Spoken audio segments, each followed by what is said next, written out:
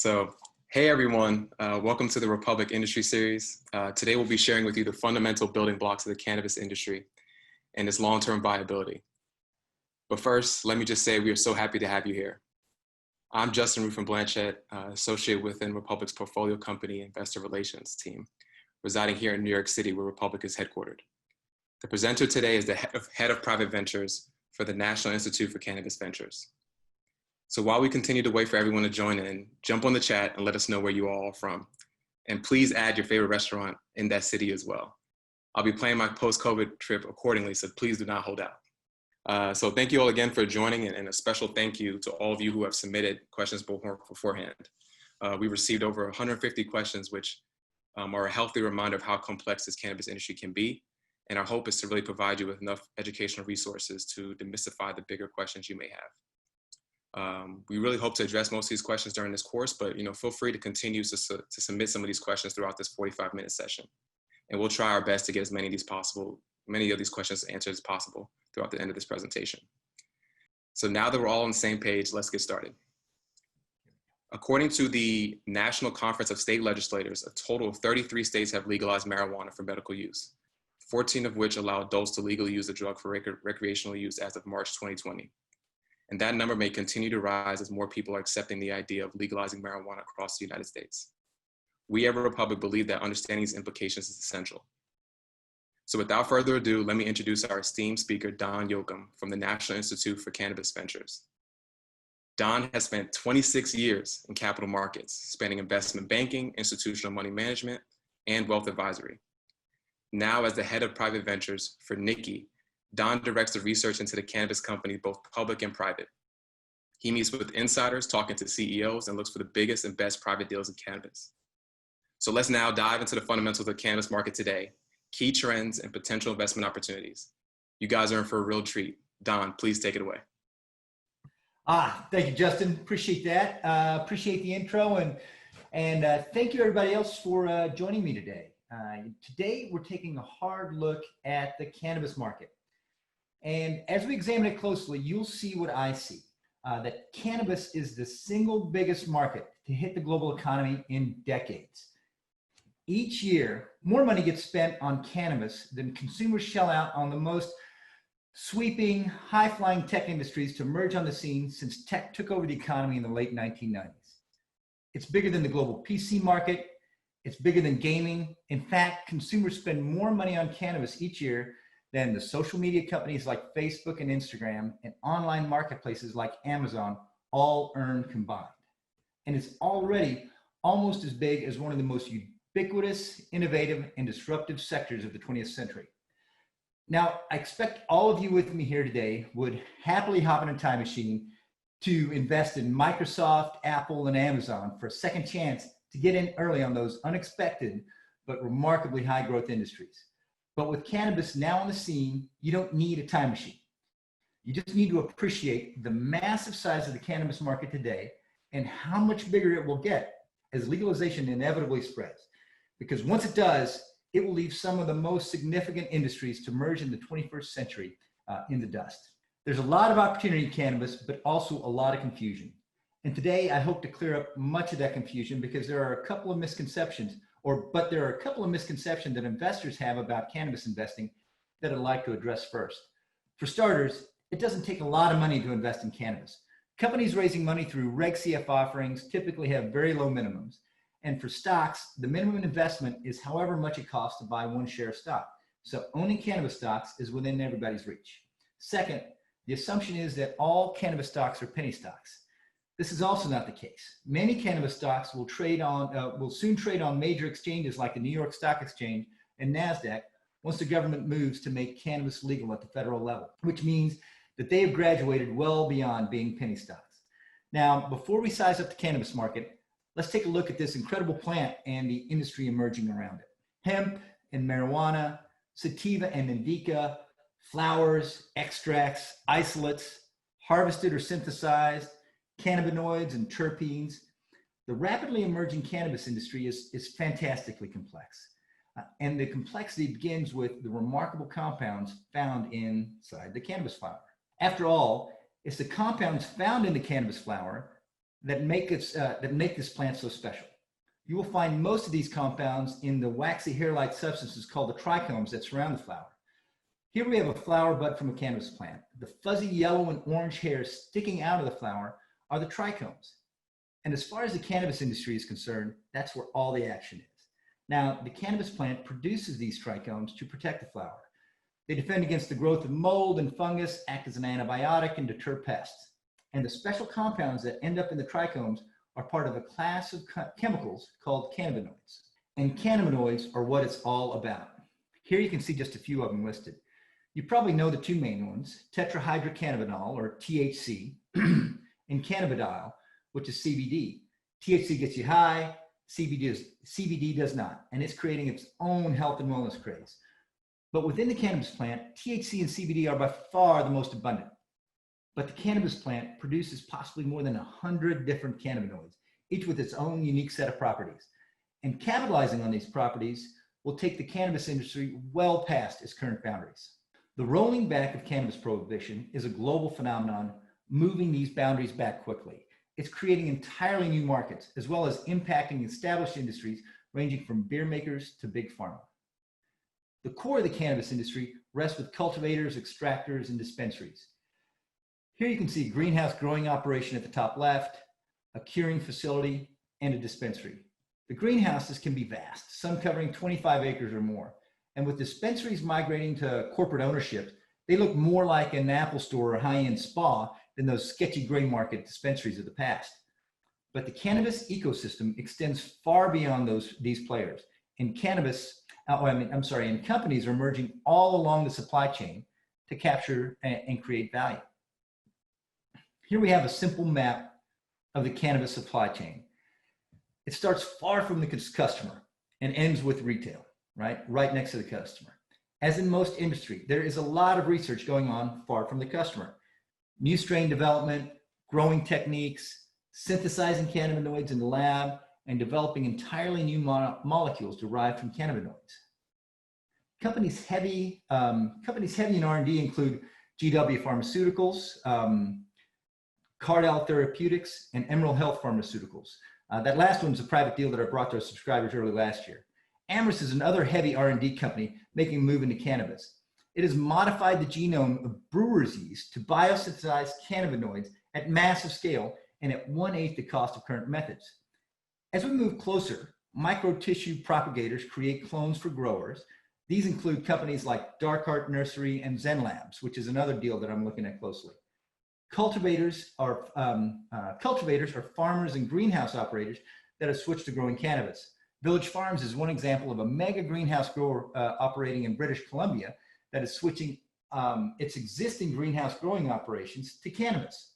But they're also building a brand, which that in and of itself moves them closer to the customer. Processors trim and cure the buds for high quality smokable products, or extractors pull the trichome resins from the buds to create other products. Now, most processing is done in-house, but Valen's Growwork and Neptune Wellness Solutions are dedicated extractors. Then companies like Kushco Holdings sell packaging, and distributors like Slang and Greenlane Holdings go to work getting the brands on the shelves of dispensaries and in front of customers. And for those of you that have ever walked into a dispensary, you know that the product mix is only getting more and more diverse. In the US, there are very few retail-only operations, but here you have the big multi-state operators, or MSOs, like TrueLeaf, Green Thumb Industries, Curaleaf, and Cresco Labs. But like any industry, value isn't created evenly across the supply chain. So here we've kind of taken an image of that supply chain from the prior page and illustrated how much value each of those stops along the supply chain extract from the industry, how much value they create. This is a pattern that you see, this kind of smile that you're looking at here. This is a pattern that you see time and again as industries mature. Most of the value lands in the lap of companies either far away from the customer or those closest to the customer, i.e. the innovators focusing on R&D and brands and retailers building relationships with the end consumer. The middle of the chain is easily commoditized. So when looking at cannabis companies, the most important thing to consider is how good are they at innovating or building brands. And now let's take a look at a few of the products, right? What are you going to find in a dispensary or across the cannabis industry? The most traditional mode of consumption is, of course, smoking the flower. And the basic product sold at cannabis dispensaries is whole flower joints. But processors also extract oils from the trichomes surrounding flower. These are used to create vaping liquids, shatters, and waxes that can also be smoked, or tinctures that are usually dropped under your tongue where they are rapidly absorbed in the bloodstream. And of course, all of the above can find their way into a brownie, gummy, chocolate, or even scrambled eggs. And it's the edibles and other modes of consumption beyond smoking that lead to new consumers in entirely new markets. CBD is finding its way into sparkling water beverages, and just like hard seltzers are cutting into beer sales, so are THC-infused drinks. And that poses such a threat to alcoholic beverage companies that they have determined that if you can't beat them, you better join them, which is why Constellation Brands, Molson Coors, and other beer makers have invested billions of dollars into cannabis companies.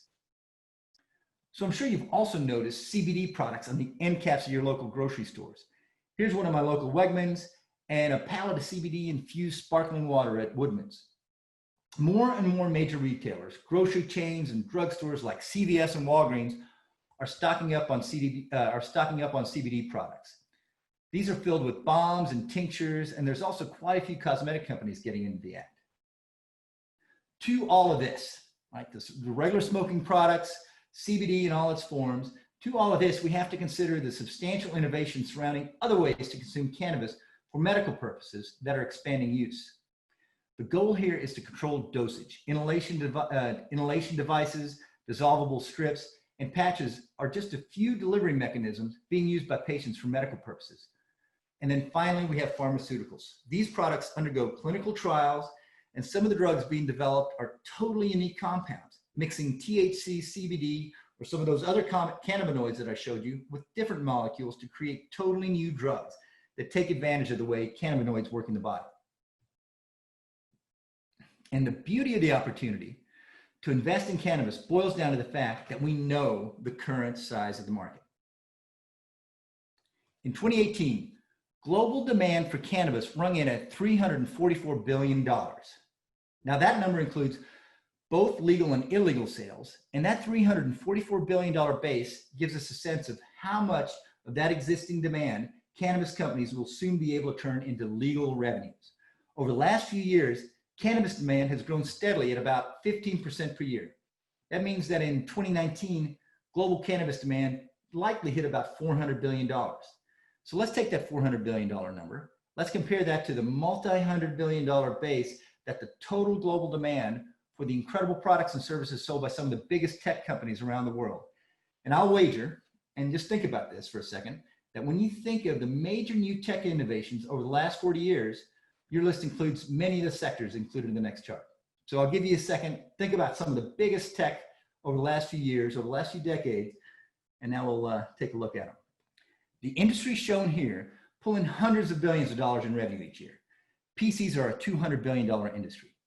$412 billion in semiconductors got sold last year. Social media, online marketplaces, and video games racked up a total of $410 billion between them. We're talking significant sectors of the economy, made of behemoths like AMD, Microsoft, Apple, Amazon, and Facebook. And the current demand for cannabis outstrips the entire market for the total goods and services sold by a few of these industries combined. Of the $400 billion global market for cannabis, the legal market makes up a mere $12 to $15 billion. That means legal cannabis revenues must make a 33-fold leap just to meet that last year's demand of $400 billion. As legalization spreads, the cannabis market will even surge past the one industry that literally sits in the hip pockets of almost every person on the planet. In 2018, spending on smartphones reached $522 billion. The industry grew 5% from the prior year, so assuming that same level of growth, last year's total probably jumped to around $550 billion. But with cannabis legalization quickly sweeping the globe and the new product opportunities this creates, the global cannabis market has the potential to more than double over the next few years. I'm talking entirely new markets like CBD in all its forms, cannabis-infused drinks and edibles, and expanded consumption as the marijuana stigma disappears. There's also rapidly growing demand in medical cannabis. After all, cannabis as powerful and effective medicine is what got this whole legalization show on the road in the first place. And don't forget the massive opportunity to develop pharmaceutical products from the 100 plus cannabinoids manufactured by this remarkable cannabis plant. And these new markets could turn cannabis into a $1 trillion plus market. When PCs, social media, and online marketplaces hit the scene, they were unexpected. Very few people knew whether or not the demand would be there for these products in the future. But with cannabis, we got a big head start. The demand has been there for decades. And with all the new products that legalization enables, that demand is only going to grow from here. And from what I can see, an important catalyst is about to give us that demand soon. In the US, it might surprise you to learn that there are only 8 states where cannabis is still fully illegal. Federal legalization of cannabis is inevitable. It has been deemed essential in almost every state during the COVID-19 shutdowns. And that's a contradiction that I think the feds will not be able to justify for long. The movement to legalize cannabis got underway in the 70s, and bottom-up support for the American people has reached a crescendo. Given the current state of the economy, the cannabis industry has proven to be one of the few sources of growth. It creates jobs. Cannabis companies continue to heap on revenues month after month, even after the last few months. The best cannabis companies continue to expand, and these businesses have proved a vital source of taxes for state and local governments. Jobs, investments, taxes, these factors are all keys to getting the economy back on track, and the politicians in DC know it. And because the federal government has not made cannabis legal yet, everyday investors have a once-in-a-lifetime chance to own shares in those cannabis companies that will make the most of the incredible growth the cannabis industry has in store. And that's why we've created the National Institute for Cannabis Investors, or NICI, to help everyday investors make the most of the biggest market to emerge in decades. Legalization is not only inevitable, it's imminent, and we don't want investors to miss out. At NICI, we demystify cannabis. We help you navigate the often confusing world of investment. We make investing and profiting from the coming cannabis boom easy. When the large institutional investors finally jump in, it will be a veritable bidding war for cannabis companies. And you want to be there before the battle starts. That way you can sell your stock to them instead of the other way around, which has been the case in all of the incredible tech booms in the past. So don't find yourself in a position where you wish you could go back and do it all over again. Because after all, we can see where the cannabis industry is heading. To learn more about investing in cannabis stocks, check out nicinvestors.com. That's nicinvestors.com. And with that, I thank you for your time. And Justin, I think it's time to open it up for some questions. Yes, thank you so much, Don. I really appreciate your time here. There was some really valuable gems you kind of shared with us all, and so we really thank you for your time. Well, with that, you just dropped the mic there. Thank you once again, Don. Thank you everyone here for being an amazing audience. You've been super engaged. Thank you for your questions, and we really love that you've been so engaged. We're really here for you and aiming to bring you valuable knowledge, and I really hope that you found this session valuable. So now, before you hit that end call, just a few important notes. We'll be sending up a follow-up email with the link to the recording here in the coming week. Please follow Republic on all social channels at Join Republic. Thank you, Don, once again for sharing your expertise. You gave the audience so many great gems to run with. Much appreciated. Have a good day, guys. All right, thanks, Justin. Appreciate it. And so glad to talk to everybody. All right, take care. Bye.